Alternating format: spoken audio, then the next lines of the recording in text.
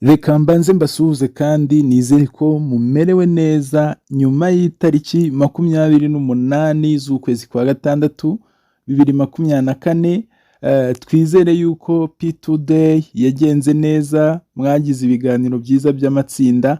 Yes, uyu munsi rero kuri itariki ya 29 z'ukwezi kwa gatandatu 2024, ndatekereza ko ni nkaho tuvuye urazi iyo umuntu arangije icyiciro runaka cy'amashuri yinjiye mu kindi, ni nkuko ariko tugiye kubigereranya, tugiye kujyanya ko tuvuye muri promosiyo imwe twinjiye mu yindi promosiyo.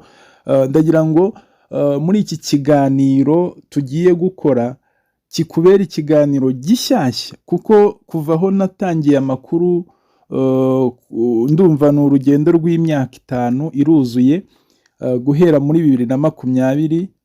Ni imyaka 4, sorry. Ni ukuvuga ngo rero iki kiganiro cy'uyu munsi cyo ndagira ngo kikubere speciale, wagiha inshuti yawe, wagiha umuntu wese uzi wamenye payi. Ndagira ngo mbigusabe amakuru ngiye gutanga wongere uyafate nk'amakuru mashyashya, kuva aho wahereye wumva ijwi rya Olivier uyu munsi, noneho aya makuru yo uyafate nk'amakuru mashyashya nkuzaniye. Ngira ngo murabizi ko tuvuye ku itariki yari ikomeye, itariki yari yitezweho byinshi, ari nayo tugiye kugarukaho cyane, ari nayo tugiye gutindaho, ari nayo tugiye gukoraho ubusesenguzi, ndetse tukagaruka no ku makuru nyirizina y'uyu mushinga, tukongera tukawusesengura, tukongera tukavugaho byinshi cyane, dore ko abantu benshi nyine basa nkaho uyu munsi bari muri uyu mushinga ariko batanazi ibyo barimo, batanazi ibyo ari byo, basa nk'abakigenda mu kintu kimeze nk'ikigare. Ariko niyo mpamvu OTC Group iri aha ngaha kugira ngo igufashe. Tuyibutse ko OTC Group ari online training center, kandi nyine akazi twiyemeje, akazi twashyize ku mutima, tuba twifuza kugakora neza, ariko gutraininga, ariko gufasha abantu kugira ubumenyi, ariko gufasha abantu gusobanukirwa, cyane cyane ko uyu ni umushinga mugari, ni umushinga ufitiye benshi akamaro. Ni byiza rero ko mu nshingano twe twihaye kandi twumva dufite ku mutima ari ugufasha benshi cyane, tugakorana uru rugendo, kandi byazagera ku ntsinzi, byazagera ku ntego, natwe tukishima mu mutima tuvuga ngo byibuze hari abantu twahetse mu mugongo, none dore turambukanye tugeranye ahantu heza. Yes, iyo niyo ntego iri ku mutima wacu, rero ni nacyo cyifuzo cyacu, kandi dutekereza ko mu rugendo rw'imyaka 4 hari ibyo twagezeho, hari ibyo twakoze. Iyo dutekereza ko abo twatangiye duha amakuru bataramenya no kumayininga icyo ari cyo, bataramenya n'icyo bita coin icyo ari cyo, uyu munsi rero nabo bakaba baravuyemo abandi barimo bigisha abandi, gutyo gutyo amatsinda agakura, abantu bagakura benshi, bakaba nabo bafite maturity level yo kumenya ibya payi. So urwo rero ni urugendo rwiza twishimira mu mutima, tugashima n'Imana ko hari abo twahetse ikuva icyo gihe, uyu munsi nabo bahetse abandi. Rero urugendo rurakomeje. Nk'uko bisanzwe rero ni Olivier uturuka OTC Group, kandi tukaba buri gihe nyine tuba tubanje kubasuhuza mwebwe mwese muba mwaramaze gukora subscribe aho mutandukanye kuri OTC Group TV, ndetse kandi tuba dushimiye mwebwe mwitanga mukakurikirana ikiganiro cyacu, mukagikurikirana, mukaduha iyo time. Nk'ejo mu kiganiro twakoze ubushize rwose, kumva nk'umuntu akubwiye ati iriya ndirimbo wasorejeho yari nziza, urumva nk'uwo muntu ikiganiro aba yagikurikiranye, aba yagiteze amatwi, aba yumvise inyigisho n'impuguro birimo, kandi mu by'ukuri natwe tuba tubashimiye urwo ruhare rwo kutwereka ko muduhoza ku mutima, kandi mugashima n'ibyo dukora. Izo zose ni all motivation, ni uburyo muduha imbaraga z'imikoranire, natwe tukumva ko dukorera abantu bashima cyangwa se babifite ku mutima, natwe birongera bikadusubizamo imbaraga. Yes, rero reka tuvuge ngo iki ni ikiganiro cyo ku itariki 29 z'ukwezi kwa gatandatu 2024. nk'uko twabivuga nyine ni ikiganiro kidasanzwe, twifuje kuza kugaruka ku bintu byinshi, ndetse tuguteguze ko nikiba kirekire wihangana, kuko nicyo cya mbere kuva twatangira tugiye gutangaho amakuru menshi cyane ashoboka, kugira ngo buri pioneer wese noneho agire amakuru abika mu mutima, na nyuma y'ijambo rikomeye Dr. Nicolas yarayasohoye, kandi ibyo byose nyine ukaba uri bubisange muri iki kiganiro kugira ngo turusheho kumenya aho tuvuye tumenye n'aho tugeze. Yes, itariki ya 29 nk'uko twabivugaga ni ikiganiro kidasanzwe mu biganiro cyangwa se audio natanze.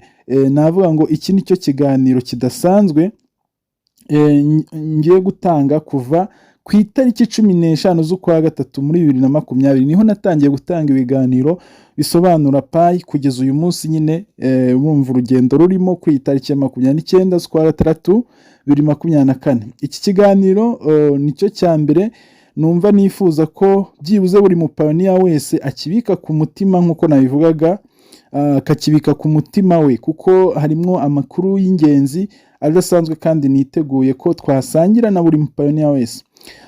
Navuga ngo mu busesenguzi nifuza ko tugarukaho ni ubusesenguzi bureba kuri buri payoniya wese wamenye umushinga kuva kera ndetse n'abapayoniya bahari uyu munsi, kugira ngo amakuru yose twongere tuyibukiranye, mbese buri umwe wese abe yava mu bitotsi, umuntu ugisinziriye ase nk'aho akangutse, kuko turi ahantu hadasaba ko umuntu yongera gusinzira. Mu mbabarire mushobora kuvuga ngo hari abantu twigishije kuva kera agaciro ka PAI, icyo PAI isobanuye, ariko uyu munsi uwo muntu akaba akimeze nk'umuntu umaze icyumweru yinjiye, aho usanga nyine umuntu ashobora kukubaza ikibazo nk'icy'umuntu umaze icyumweru yinjiye muri PAI. Mu mbabarire ahangaha ashobora gukoresha ijambo nyine wenda ritari ryiza cyane, si ugutukana, ariko ugasanga nk'umuntu ameze nk'umuntu bita teti. Ngira ngo abazi igifaransa kundusha ni abantu bavuga ngo umuntu udafite ikintu yitayeho, umuntu uri laissez passer ku bintu byose, umuntu uri laissez faire, muri make umuntu uri careless. Ibintu byose muri PAI ntibimureba, bifata nk'ibiraho kandi yayigezemo. Rero uwo niwe muntu nawe dushaka kugarukaho kugira ngo tumubwire ngo amazi si yayandi oga magari. Ni ukuvuga ngo ni ukubibutsa ko turi mu kintu gifite agaciro, kitagisabaga ko uzarinda kwicuza, kandi wari waragize amahirwe yo gutega amatwi Olivier, waragize amahirwe yo kumenya Otis Group n'abandi baguha amakuru, kandi mu by'ukuri navuga ngo intabaza yamaze kuvuga ikubwira ngo ongera ukanguke uve mu bitotsi wari urimo. Yes, ngira ngo rero uru ni urugendo rw'imyaka 4 kuri bamwe, ni urugendo rw'imyaka 3, ni urugendo rw'imyaka 2. Ngira ngo buri wese afite experience y'iki gihe tumaze, ndetse abatararambiwe murabizi ko twese tukimayininga. Jewe nta munsi n'umwe ndasiba, umva niyo reveye yanjye ibaye ndahantu mu nama mpita nyishyira ahantu nkayikandaho nkakomeza ibyo ndimo, kuko PAI nayimenye rimwe, ntago nakeneye kuyimenya kabiri. Niyo mpamvu nta munsi n'umwe rero mu mahirwe ngifite yo gucukura nayitesha agaciro. Nibuka gusa ko mu bantu nge ninjije nka 30% nibo bakimayininga ariko jewe ntago ndabireka. Ubwo buri wese nyine agarukira aho yajyaga. Nakunze kubabwira ngo iyo umuntu yuriye bisi ari kumwe n'abandi mu rugendo aviramwo mu nzira we aho yajyaga, gerera aho njya ntago ndahagera, niyo mpamvu nyimayininga. Ubwo wowe waparitse aho wajyaga nyine warahageze, urugendo rwiza. So reka twikomereze. Ngira ngo nyine uko nayibabwiraga, bwa mbere twababwiye byinshi ku makuru ya P. Tubabwira ko P ari business, kuko nakunze kubabwira ngo P ntago dushobora kuyifata uyu munsi nk'ikintu kimeze nka ONG. Muzi ko ONG zibaho zikaza zikavuga ngo tuje gufasha abantu b'indushyi, abantu bababaye, abantu bafite ibibazo, hakazamo za Croix Rouge, hakazamo za CCR n'indi miryango nterankunga ifasha abantu batishoboye. Ntago PAI yaje gufasha abantu batishoboye cyangwa ngo ize gufasha abantu basa nkaho bari mu kaga. PAI yaje as business, as economy, as politics. Ni ukuvuga ngo iyo utarasobanukirwa ibyo urimo rero, niyo mpamvu ugenda utazi aho uri kuva n'aho uri kugana, ariko iyo wamaze gusobanukirwa neza ibyo urimo biguha imbaraga nyinshi. Iyo ugenda uzi aho ushaka kugana wiha target, iyo umenye ko utarahagera ushyiramo imbaraga zindi zigufasha kongera intambwe kugira ngo uzagere hamwe ujya vuba, ariko iyo ugenda utazi aho ugana ni ukuvuga ngo unanirwa vuba. So rero nagira ngo tubibutse ko uyu ari umushinga mwiza twamenye twese, kandi usaba ko ufunguka amaso ukongera ukareba kure, ukamenya aho tuvuye, ukamenya aho tugeze, ukamenya igihe turimo n'aho tugeze. Yes, rero tugarutse no ku mateka y'ibigendanye n'amafaranga, ngira ngo benshi twagiye tubibasobanura, mwumva urugendo rw'imyaka 4 tubaha amakuru. Hari amakuru yacu ya kera mu myaka myinshi bishize twagiye nyine tubaha, ariko reka twongere tujye dukora ku buryo bwo kugaruka kuri bimwe by'ingenzi tuba twaragiye tuvuga. Reka mbibutse ko uyu munsi hari abantu babaza ngo ese ngo payi ngo izatwungura gute, ni gute ubundi abayiduhaye bo bungukira he, ese ubundi ibi bintu byabayeho gute, ibi bintu mbese ugasanga umuntu afite ibibazo bimurenze, ariko reka tumuhe igisubizo kimwe agikuremo ukuri kumwe. Yes, nk'uko twigeze tunabivuga, ibisa amahirwe twese dufite, amahirwe wabonye ufite. Ejo naravuze ngo uzajye wicara ushima Imana mu mutima wawe niwibuka ko wamenye payi, kubera ko hari n'abandi bayimenye umutima wabo urinangira ubakare. Mujye mwibuka muri Bibiliya Imana yaravuze ngo yafunze ngo umutima wa Faraho arinangira, yanga kurekura Abisiraheli kugira ngo Imana imunyuzeho ibihano. Rero hari igihe ntago mvuze ko wanze payi ari ibihano Imana yamunyujijeho, ahubwo umenye ngo hari igihe umuntu ikintu ashobora kucyanga akanacyangira ubusa, nta n'icyo cyamutwaye, nta n'ikibazo afite, ariko umutima wiwe ntiwakire. Rero we niyo waragize ayo mahirwe umutima wawe ukakira payi, ujye wicara ubishima Imana. Yes, tugarutse rero ku bisa nka payi byabayeho, nibyo tujya ngo uwubakireho, unabiha agaciro, umenye n'impamvu y'urugendo turimo. Ngira ngo twagiye dusoma mu makuru atandukanye, mu mateka atandukanye, ibisa nk'ibi kuri payi byabayeho mu mwaka w'1870, aho hahimbwaga amafaranga y'inote z'amadolari muri Amerika. Amateka avuga ko yatanzwe icyo gihe mu bantu benshi, nk'uko payi mubona yatanzwe mu bantu benshi b'abazungu b'icyo gihe. Noneho nyuma bamwe bayaheraho bongera kuyakoresha hagati yabo, bayahererekanya bagura ibicuruzwa. Birumvikana ba bantu bagiye bahabwa izo note z'amadolari bagiye bongera kuyavunjisha bakoresheje ibicuruzwa, bituma ba bandi bayabahaye cyangwa se abayafite bose bongera kuyahererekanya mu cyo bise ubucuruzi bw'icyo gihe. Noneho tugarutse rero ku rugendo rwacu natwe twakoze, musanga yuko payi ubwayo nayo twese twayihawe ku rwego rumwe, kandi intego zayo ni ukuba uyu munsi ni ubucuruzi n'ubundi, nk'uko tubahaye icyo kigereranyo, kubera ko abo bazungu bahawe ayo madolari b'icyo gihe, uyu munsi barayakoresheje bageraho barapfa, bayasigira abuzukuru, bageraho barapfa, bayasigira abuzukuruza nabo barapfa. Ubwo niba ari ubuvivure n'ababyarwa n'ubuvivure bwabo, uyu munsi nibo bakiri kuyarya. Bivuze ngo wumva guhera mu myaka y'1870 kugeza uyu munsi muri 2024, ni ukuvuga ngo hari abantu bakirya imbuto z'amafaranga yatanzwe kuri urwo rwego. So ayo ngayo yari amateka y'abantu bamenye amadolari cyangwa se bayahawe nk'uko payi uyu munsi twayihawe. Rero tubijyanyije n'amateka ya payi network uyu munsi twahawe, muri iki gihe twavuga ngo ni mu gihe cy'imyaka 5 habayeho byinshi byakozwe. Ngira ngo hatanzwe amakuru menshi cyane. Murabizi ko ari amafaranga yahawe abantu bose ku kiguzi cya zero. Twavuga ngo ni nkaho nta kiguzi, ni nkaho ari 0 francs, kubera ko uyu munsi wibuke ko nubwo dukoresha ka internet ukandaho, ariko ako ka internet ugakoresha kuri YouTube, ugakoresha kuri Facebook, ugakoresha kuri WhatsApp, ugakoresha Instagram n'ahandi, ugiye no kureba ibintu bitagufitiye umumaro, bitari bukwinjirize. So hano rero bakorohereje kumenya payi iguha icyo ikizagira agaciro uyu munsi n'ikindi gihe utazi. urumva ni nkaho rero nta kiguzi baguciye, ni nkaho gusa ukoresha ikiguzi cyitwa umwanya wawe, kuko umwanya wo ni ikiguzi gikomeye. Burya ikintu wagishyize ku mutima ukagikorera ku gihe, ukagikora neza, ukagitunganya, ukubahiriza inshingano wasabwe, burya kiba ari agaciro, kiba ari ikiguzi nacyo cyo kuba byonyine wigomwa ugatunganya ibyo wasabwe.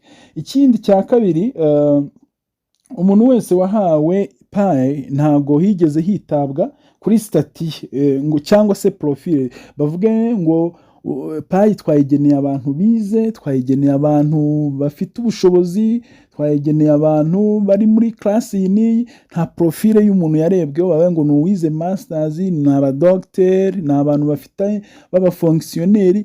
Payi twaravuze ngo no kumushumburagira ihene, no kumushumburagira inka, no ku muntu wize akaba dogiteri, akaba profesa, no ku muntu utararangije na pirimeri, no ku muntu utazi no kwandika. Bamuhaye amahirwe angana, baramubwira ngo nawe irwaneho. Niba hari abantu banyumva bigeze bakunda gusenga, mwigeze mwumva ukuntu hari abantu bajyaga babwira mwagiye gusenga bakababwira ngo irwaneho. Irwaneho rero ni ukuvuga ngo niba waje gusenga, irwaneho nawe uvugane n'Imana, irwaneho umenye icyo Imana ikuvugaho. Rero no muri payi harimo irwaneho. Wabonye payi usabwa kuyikorera, usabwa kuyigiraho amakuru, usabwa kuyikorera.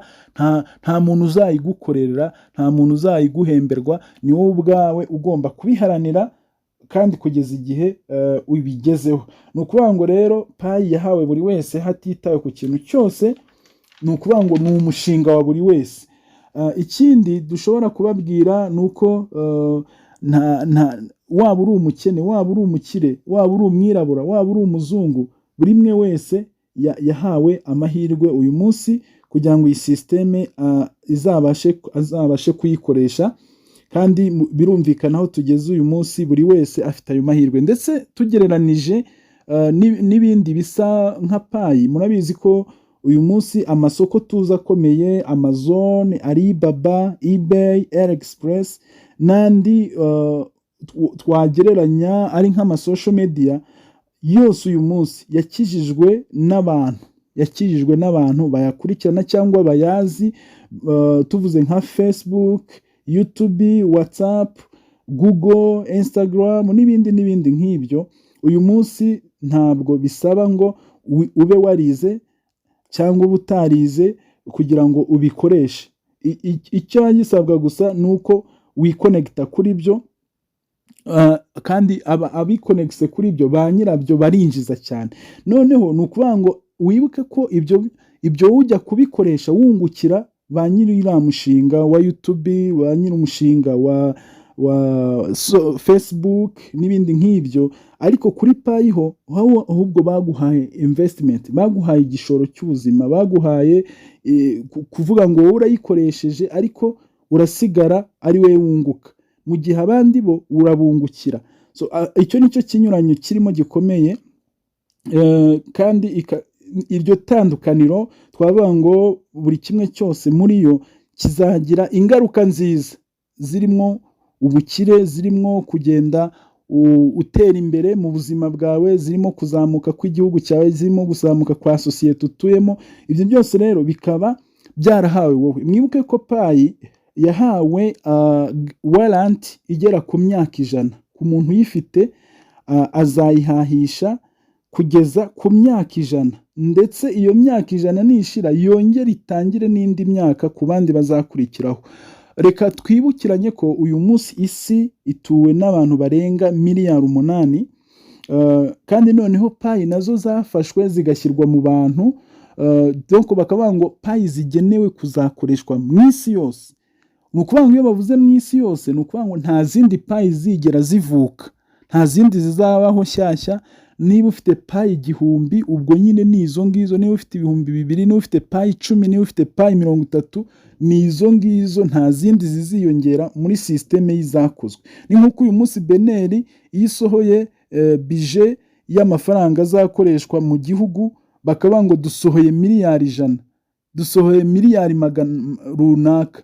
ni ukuvuga ngo ni izo biye bakoze nizo zizasirikira mu gihugu ndetse no hanze yacyo, nta zindi zikozwe, nta zindi zishobora kwiyongeraho, ubwo harindwa izo ngizo zasohotse muri icyo gihe runaka. Na payi amafaranga yakozwe, coins zakozwe ni miliyari 65, noneho kandi bo bazikora bazigeneye population ya miliyari 8 ku isi. Nujya muri statistique cyangwa ukajya mu mibare, urasanga gufata miliyari 65 zagenewe isi kugira ngo izazikoreshe, urasanga byibuze umuturage umwe ku isi agenewe payi 8.12.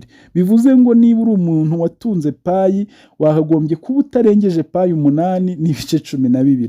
none ibuka wowe izo ufite, kandi izo ufite byanze bikunze zizakenerwa n'abandi, uzakenera hari abandi bazazikenera kugira ngo nabo baziboneho. So bivuze ngo izo dufite zagiye zikamuka, zizakomeza zikamuke. Ngira ngo uyu munsi iyo winjije umuntu mushya ubona ko baguha payi imwe y'intwererano ukazayimaraho nk'icyumweru cyangwa hafi 2. ubwo rero ni ukuvuga ngo ntago payi kiboneka imwe, payi imwe ntayigihari. Wibuke ko ubwo nyuma ya open mainnet bizaba amateka y'abayandi, izaba ari closed fire, igitabo kizaba cyabumbwe. Niyo mpamvu rero amahirwe yose wagize uyakeresa. Nakubwiye ngo jyewe sinjya na rimwe ndambirwa ku mayininga, kuko izo nyicukura, izo ngihabwa, menya neza buri gihe ko ari amahirwe yandi mba nahawe, sinjya nyakeresa. Rero nawe nicyo tukwifuriza, kandi wowe waparitse, it's up to you. ubwo wavuyemo nyine aho wagarukiraga, ariko twe turacyakomeje urugendo. Icyo turi kukubwira gusa nuko payi zizaba amafaranga ashakishwa na buri wese ku isi mu myaka igiye kuza, kuko ifite tekinoloji nshyashya ya Web3 izafasha ikoranabuhanga ryose, aho abakozi b'amabanki, tuvuga urugero uyu munsi twifashije nk'abakozi b'amabanki, hari igihe bazisanga akazi kabo kagabanutse cyangwa batagikenewe cyane nko mu bigo bakoreramo. nk'uko uyu munsi dufashe urugero rw'abakomvayeri, wenda turi kuvuga kuri kesi yo mu Rwanda. murazi mu Rwanda twagiraga abakomvayeri bagenda ku mabisi, bagenda ku mataxi, ku makwasiteri bishyuza. uyu munsi nta hantu wongera ngo wabona umukomvayeri. iwacu mu Rwanda twateye imbere cyane, Imana ishimwe.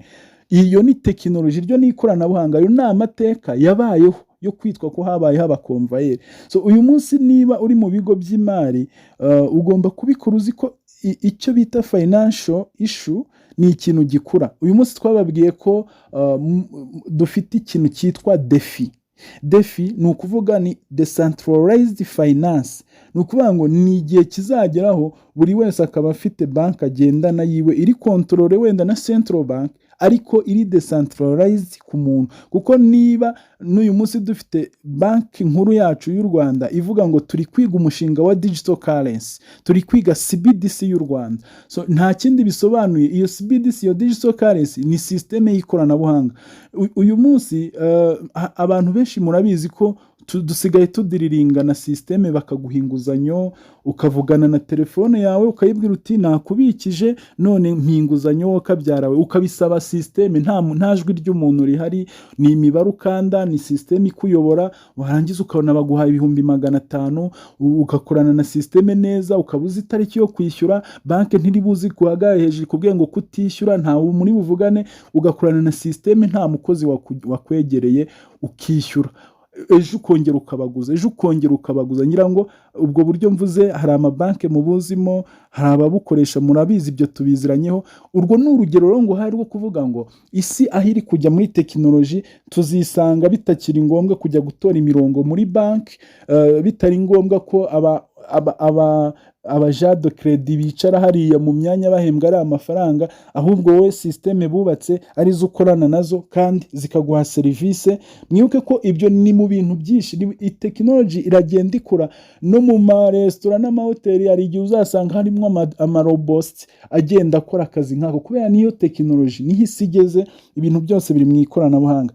tuvuze byinshi rero, twavuga kubigaruka. wenda ntabwo tugiye kwinjira mu bintu byinshi, kuko twateguye ikiganiro twifuza kugarukaho kugira ngo turusheho kumva umushinga wa payi turimo, turusheho kumenya agaciro kawo. Wenda reka tugaruke ku makuru n'ubundi yaranze uyu mushinga muri makeya. Icyambere, Pi ubu hatangajwe ko imaze kugira abarenga miliyoni 60. Tubibutse ko muri social medias zose zibaho, mu bintu byinshi bikurikiranwa, nta kintu kiragira followers mu gihe gitoya nka Pi Network. Pi Network kuba mu myaka 4 imaze, kuko tuvuga imyaka 4 kuko buri 2019 bari bacyubaka system, bari bacyubaka technology, twavuga ngo abantu bayimenye neza muri 2020. So iyi myaka 4 abantu bamenye Pi bayitekerejeho, wibaze kuba ifite miliyoni 60 z'abantu bayikoresha. Bakavuga yuko abamaze kubona KYC bo ni miliyoni 15 muri miliyoni zingahe, miliyoni 60. Noneho reka tugaruke ku kandi kantu gakomeye. Bavuga yuko icyo bita amanode, muribuka ko last time mu byo twari dufite muri screen zacu home page twari dufitemo about nodes. Node twarayibasobanuriye, ni uruhererekane rwa system, uburyo igenda igaragaza. Murabizi nko muri systeme z'amabanki hari ibyo bita ledger ni uburyo system igenda igaragaza muvoma z'amafaranga, system uko yagiye yahererekanya. Aha rero muri blockchain hagaragazwamo ibyo bita amanodes. Amanode nayo ni intercomputer, ni connectivity y'ibintu bigendanye n'aba users. Ni ukuvuga ngo system yuriya yohereje uriya n'iyuri ikora hariya gutyo. Urwo ruhererekane rugiye rufite ama connection, ibyo bita amanodes. Hari uburyo mu ikoranabuhanga rya blockchain babibara either kuri za Bitcoin, za Ethereum. Ari nayo mpamvu hano bakoze statistique ukumvamo ikintu kirenze ukwemera. Nibyo twabegeranyirije aha ngaha. Ni ukuvuga ngo baravuga kuri about Pi Network, ibyo bita node scan. Node scan bavuga yuko Pi Network imaze kugira node 245,941. Wibuke ko Pi nta gaciro iragira, ntago Pi irabarwa nk'amafaranga ngo uvuge ngo yahahishijwe yakoze ibintu by'ibitangaza. Wibuke ko Pi ntago iratangira akazi my friend. Ibyakozwe ni just amateste, ni just kuvuga dutange za data, dushyigikire GCV, tuntu nk'utwo tworoheje. Ntago Pi iratangira akazi, ariko wibaze ngo ifite amanode 245,941 nta gaciro kuri zero fra. Impamvu tuvuga gutyo, mu mbabare ntago twateje agaciro ibyakozwe muri GCV. GCV ni support, iriya ntago ari deal y'akazi. Deal y'akazi nitangira ibyo ni ibindi, nandi mateka tube tuyashyize muri entre parenthèses. So ibyo turi gusesengura ni ukwibuka gusa ko Pi ifite izo node within 4 years, mu myaka 4 gusa ibayeho cyangwa itangiye kumenyekana, abantu bataramenya n'icyo ari cyo, ariko ikahita izamura node zingana gutyo 200,000. Noneho bakahita bayigereranya na Bitcoin ifite yo node 19,164. Gereranya icyo kintu, umva iyo difference, 245,045 n'19,019. Iyo ni Bitcoin my friend. Iyi Bitcoin yo ifite maturity y'imyaka 15, kuva 2009 kugeza 2024 ni imyaka 15, ariko iracyafite node 19,000. Means what? Ni ukuvuga ngo Bitcoin ifite abantu bayikoresha batanganya, cyangwa abantu bayikeneye batangana n'abayifitiye inyota, batangana n'aba Pi Network. Pi Network niyo mpamvu iri ku rwego ruri hejuru, kuba iri kuri level y'200,000, Bitcoin ikiri mu 119,000, ikaba ifite agaciro uyu munsi Bitcoin k'68,000 by'idolari mu myaka 15.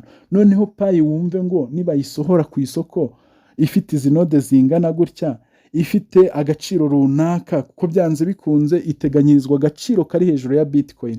Niko believing kandi niko kuri, na GCV yatanzweho amakuru ishobora no kuzarenga. Ibyo byose mujye mwicara mubyiteguye, birashoboka, nta kidashoboka.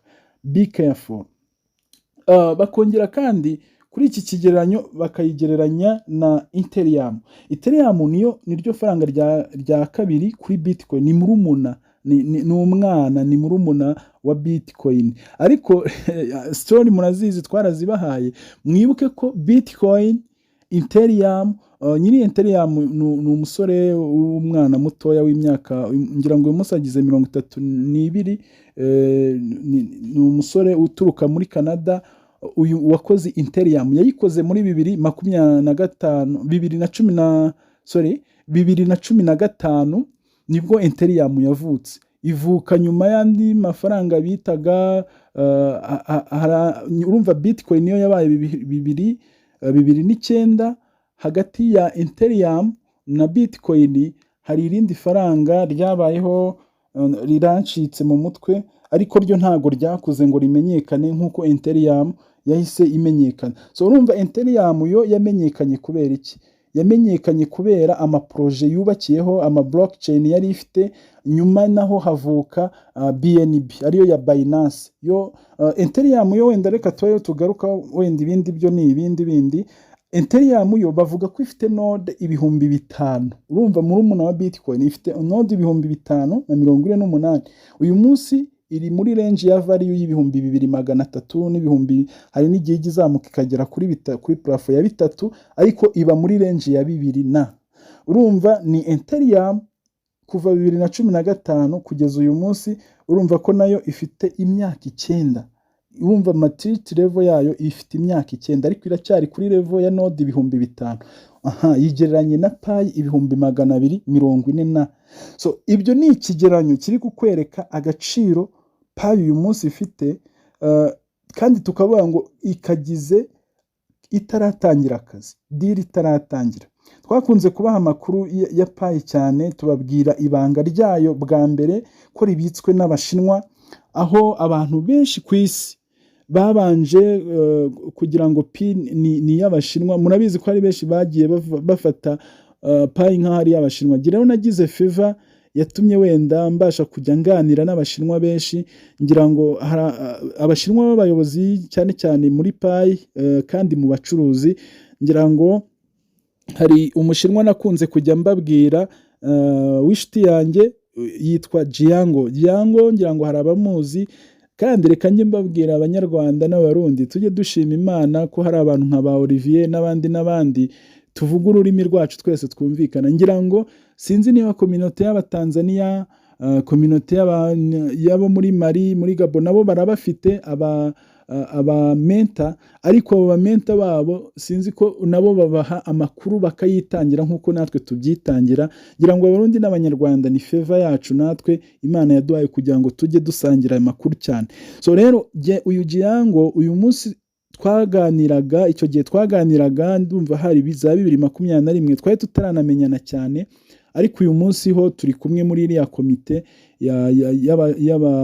yitwa Ecological Development International, ishinzwe guhagararira ziranganda mu bucuruzi muri Pi Network. So uyu Jiango rero yajyaga ambwira icyo gihe ko iwabo mu Bushinwa bariho bubaka systeme z'amabanki zatangiye kwihuza n'uburyo bwo kuzakoresha Pi Network, aho zariho zubaka amasysteme nyine azajya agena uburyo yishyurwamo.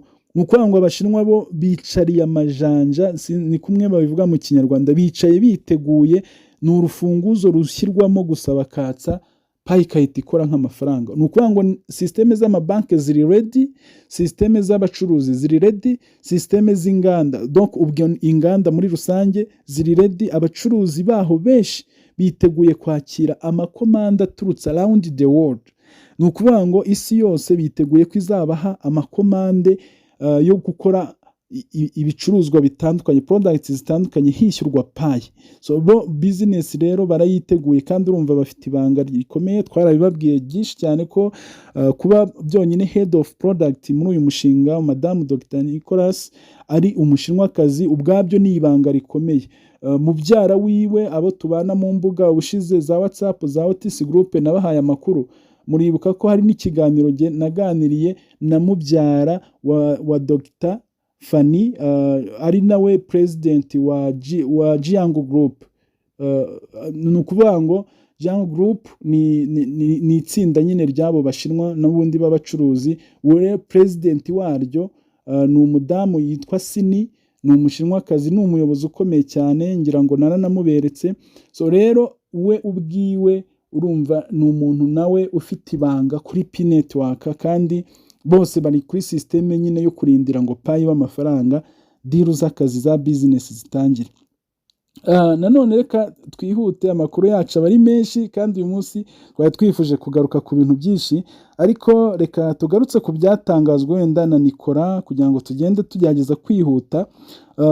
Ngira ngo muzi ko muri aya makuru twagiye tubaha amakuru ajyanye cyane n'uko Pi yemejwe muri Amerika. Murabizi ko Pi muri Amerika ubwabyo yabanje kwemezwa igahabwa ipatanti mu itegeko ryaho riyiha uburenganzira bwo kuzakora nk'amafaranga ku isi. Ngira ngo mu biganiro byacu nimubisanga kuri YouTube, nimubibona kuri YouTube, hari aho twanabahaye kopi z'ibyo bintu zibyemeza ko Pi yagiye isohoka nk'amafaranga. Twarabibahaye rwose, twarabiberetse. Iyo patante yemereye Pi ko yasohotse mu igazeti cyangwa muri patante y'ubucuruzi muri Amerika. Ibyo kandi biyiha uburenganzira bw'uko n'ahandi hose ku isi izabasha gukora. Tubibutse ko Pi ivukira muri Amerika, ni naho yahawe uburenganzira bwa mbere buyiha n'ubushobozi bwo kuzakora n'ahandi hose ku isi. Ahandi igira icyicaro cya kabiri ni muri Canada. Murabizi ko inama y'ubutegetsi ya Pi ibarizwa muri Canada.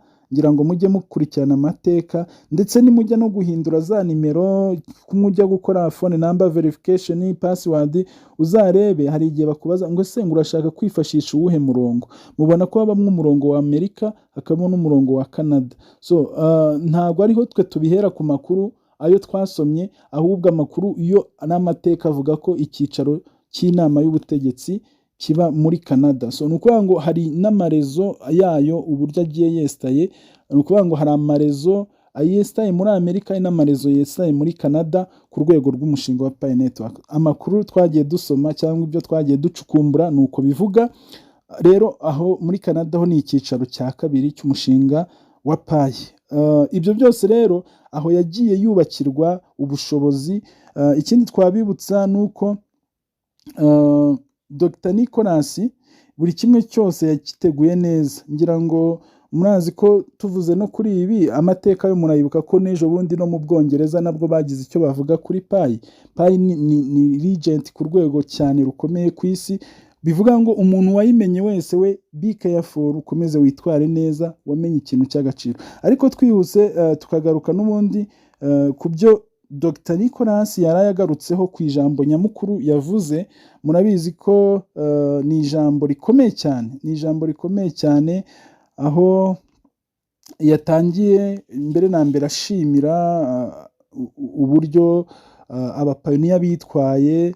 Ariko mu ijambo rye rikomeye cyane, reka tuba ryo tugarukaho, yashimangiye bidasubirwaho ko muri uyu mwaka wa 2024 utarenze byanze bikunze tugomba kubona Open Mainnet. Ni ikintu gikomeye. Buriya ni ijambo ry'umuyobozi. Buryo ujya utinya umuyobozi uvuga ikintu gakeya ariko yakivuga akakirinda kandi akagisoza.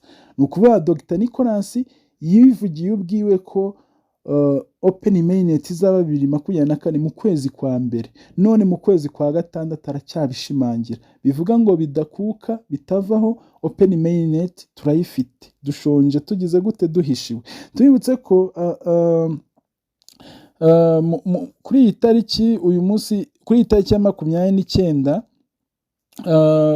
niho twavuga ngo ni nyuma y'uyu munsi wa Open Mainnet, ya P2 Day, twababwiye ko ari ingarukamwaka. Rero abantu benshi expectation bibazaga ngo wenda itariki ya 28 Open Mainnet ifunguka, ariko reka tubibutse ko Dr. Nicolas nta tariki yavuze, nta kwezi yavuze. Uyu munsi hari n'abahise basetinga ngo buriya ngo bwatayivuze ngo ni muri 2 ngo ni mu kwezi kwa 12. Wowe ukwezi kwa 12 waguhawe nande? Icyo ubu ngubu tugiye kwitega nuko na mu gitondo ejo ni uko na nimugoroba wazajya kubyuka ugasanga open mainnet yabaye. Ni ukuvuga ngo nta gihe yateguje rero runaka cy'ukwezi n'itariki, we icyapfa ni uko conditions zisabwa ari bubone zuzuye. Aha rero icyo yanagarutseho cyane, yongeye, murabizi ko yagiye abantu benshi muri KYC, nicyo kintu yagarutseho bwa kabiri nyuma yo gutangaza igihe open mainnet igomba, kubera ko byanze bikunze ari muri uyu mwaka.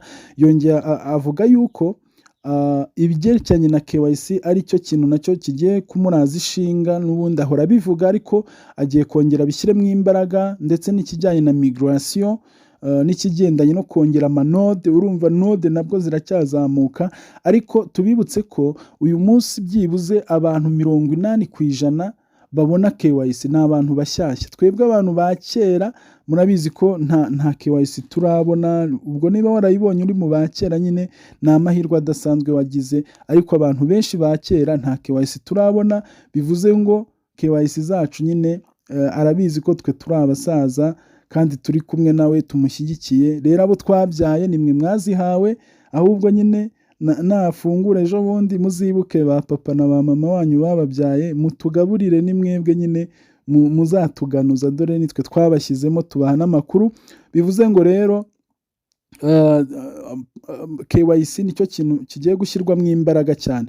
Mu ijambo rye rero yagarutse cyane mu kwibanda kuri ibyo bintu, ashimira imbaraga z'abapayoniya, ashimira abakoze P-Fest. Mubazi ko P-Fest yabaye mu kwezi kwa gatatu k'uyu mwaka, abagaragaje yamamurikagurishwa ibicuruzwa byabo. Biriya byose nyine ni ibintu byakoze akazi gakomeye, byazamuye ibyari ama expectations yose yari yitezwe, ibyinshi byagiye biba successful, ari byo za conditions nyine yasabaga. Ibyo byose rero kugeza uyu munsi nta kitarakozwe, akaba ari nayo mpamvu ari proud, ari fier cyane yuko gufungura open mainnet bishoboka.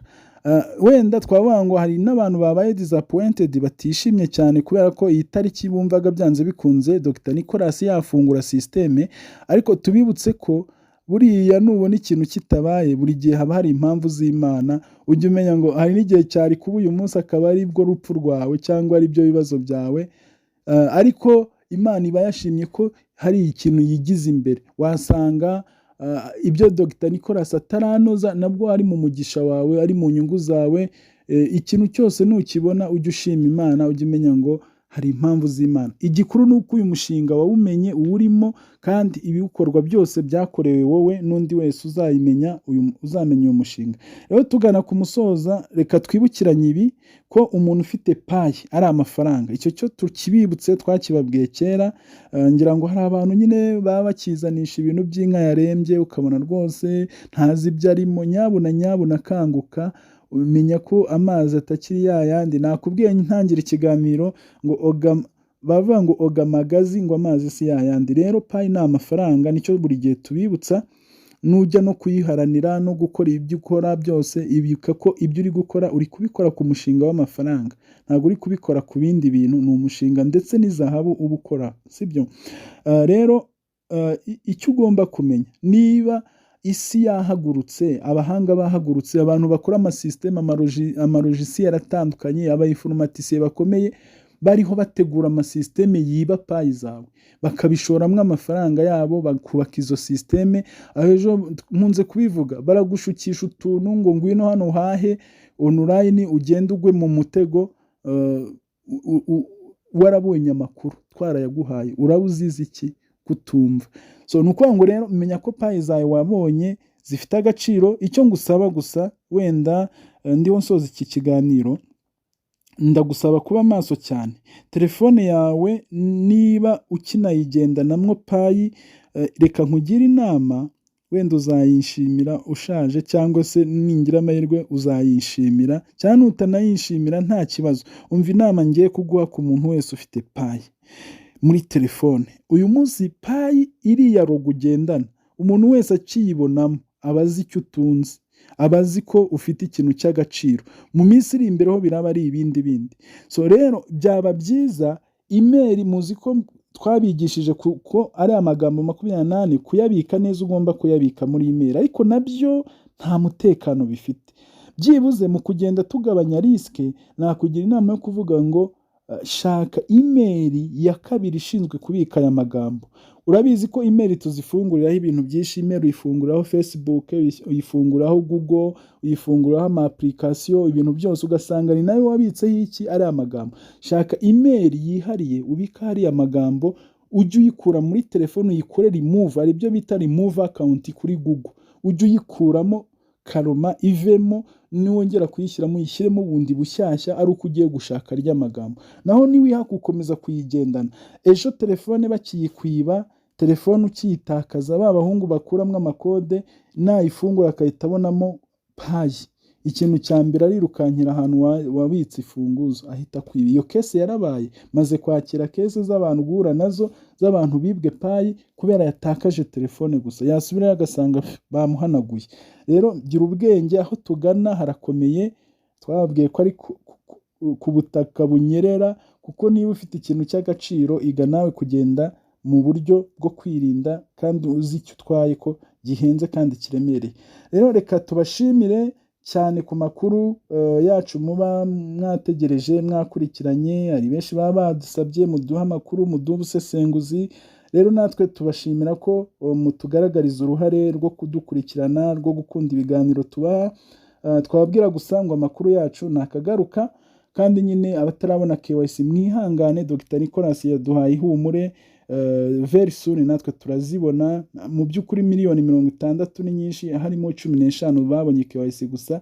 Ahubwo rata wowe wabonye KYC biramutse bitangiye, rero mbaye nkwisabiye okay, ngira ngo ni joking, ariko abatarabona KYC muzagurize n'abandi batarazi. Ababonye KYC nako muzagurize, muzafashe bagenzi banyu nibiramuka biciyemo. Muzibuke n'abandi batarabona KYC, ntihazagira umuntu usonza muri uyu mushinga. Igihe cyose Open Mainnet yaba, isoko rigatangira. Gufashanya ni byiza, gutizanya imbaraga ni byiza. Rero turabakunda, amakuru yo nakagaruka. Uyu mwaka byanze bikunze mu usengere urimo umugisha wacu twese. Ubwo Imana iri mu kazi, kandi Imana izaduha umugisha twese, kandi tuzagera ku byiza twese kubera Imana. Ciao ciao. Rero ikiganiro cyo nakagaruka, mwari kumwe na Olivier, OTC Group TV ndetse Africa Ambassador. Yes, ibindi byo na Imana ikiducira inzira tukabona umwanya, tuzagaruka tubaha n'andi makuru mu kindi kiganiro. Ciao ciao, mugire ibihe byiza, turabakunda cyane.